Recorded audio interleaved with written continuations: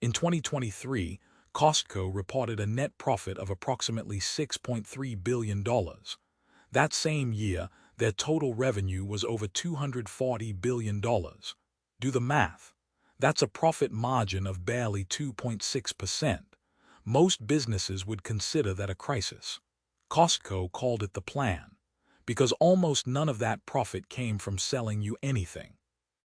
This is the story of a business model so strange, so deliberately counterintuitive that it took Wall Street years to truly understand what they were looking at. To understand what Costco became, you have to understand what came before it. In 1976, a man named Saul Price opened a store in San Diego called Price Club. It wasn't a store in the traditional sense. It was a warehouse, concrete floors, metal shelves stacked to the ceiling. No bags, no frills, no apologies. Customers paid an annual fee just to walk through the door. The idea was radical for its time. You don't make money on the products. You make money on the relationship. Membership wasn't a perk. It was the product. A decade later, in 1983, two men named Jim Singal and Jeff Brotman took that idea and scaled it. They opened the first Costco in Seattle, Washington. Singal had worked directly under Saul Price. He had learned the model from the inside. But Singal didn't just copy Price Club. He sharpened it. He built a set of rules so strict they bordered on obsession. Rules that would eventually make Costco one of the most studied companies in business history. Rule 1. Never mark up any product more than 14% above cost. For branded goods, the cap was 15%. In a world where supermarkets routinely mark up items 25, 30, sometimes 50%, this was nearly unheard of. Rule 2. Keep the selection ruthlessly small. A typical Walmart carries roughly 120,000 different products. Costco carries around 4,000. Every item on those shelves had to earn its place. Rule 3. Buy in extraordinary volume. By committing to massive purchase orders, Costco could negotiate prices from suppliers that no ordinary retailer could touch. The savings went directly to the customer.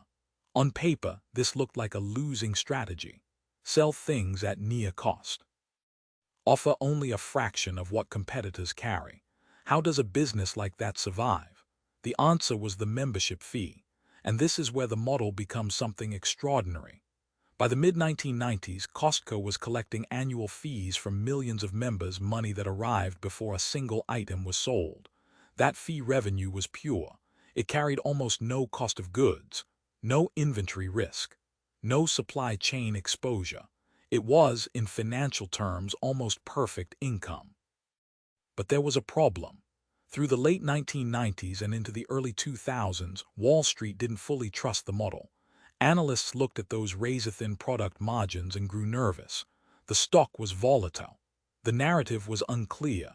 Pressure mounted to raise prices, expand the product catalog, chase higher margins like everyone else.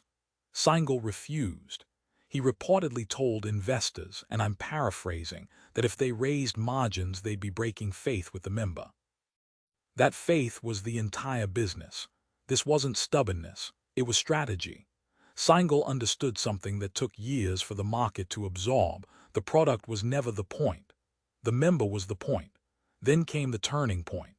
In 1993, Costco and Price Club merged, creating Price/Costco, at the time the largest membership warehouse retailer in the United States. The combined company had an estimated 206 locations and revenues of roughly $16 billion. But the merger was rocky. The two cultures clashed. Price Club's more conservative approach conflicted with Costco's aggressive expansion mindset. Within 2 years, the Price family exited. Jim Singal took full control. He renamed the company Costco Wholesale Corporation in 1997, and then he made the decision that would define everything that followed. He doubled down. Harder than ever on low prices, harder than ever on membership, harder than ever on the discipline of restraint. He also made a decision about employees. In an era when retail wages were being cut across the industry, Costco raised them. In the early 2000s, the average Costco employee earned reportedly more than double the federal minimum wage. Benefits were comprehensive. Turnover was extraordinarily low. Wall Street criticized this too. Those labor costs, analysts argued, would crush profitability. Seingel's response was simple. A motivated workforce moves product faster, steals less, and keeps members coming back.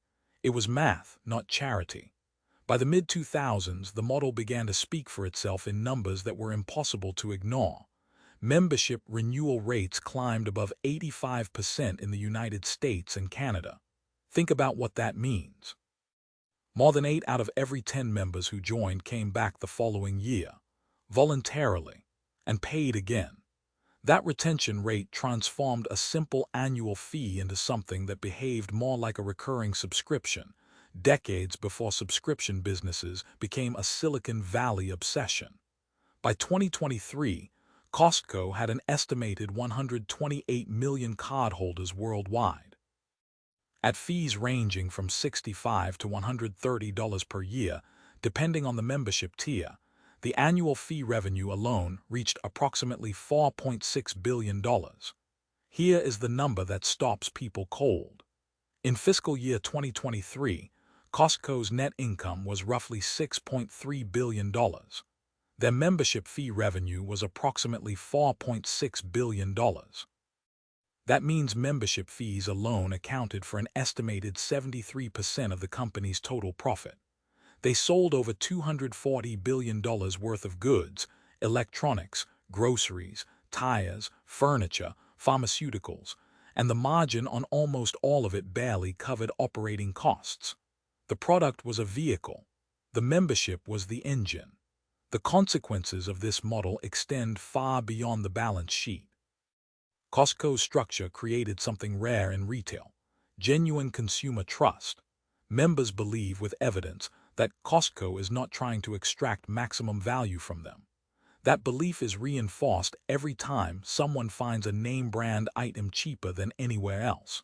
It's reinforced by the famous rotisserie chicken, sold for reportedly $4.99 for decades. A deliberate loss leader kept low specifically to drive foot traffic and signal values.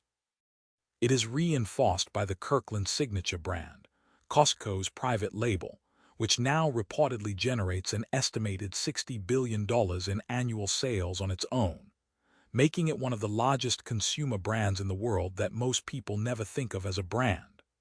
By 2024, Costco's market capitalization had surpassed $300 billion, making it one of the most valuable retailers on earth, in a category it essentially invented. The lesson here is not about retail. It's about what a business actually sells.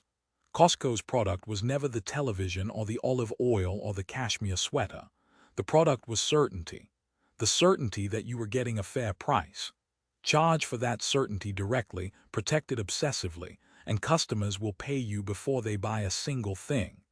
The next time you see a company with thin margins and obsessive customer loyalty, look closer. You might be looking at the most profitable business in the room. If you want to understand how the world's biggest empires were really built, subscribe.